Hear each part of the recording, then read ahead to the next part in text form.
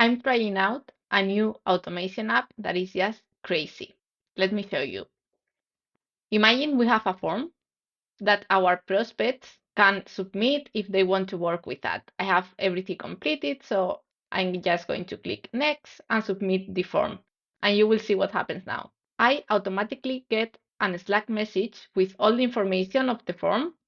And if I click on this button, you will see that I can make a decision. After I read the information, I can decide if I want to have a call with this prospect or if I don't want to pursue this project further.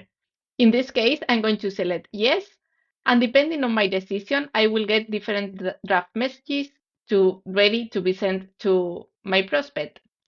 So I'm going to submit it. And you see, I automatically get this email with some AI info that I can update. And once I have everything ready, I submit. And in this case, I get this email because I want that person to book a call with me. And if you'd like to scale your business with this type of processes, let me know and I'll be able to help you.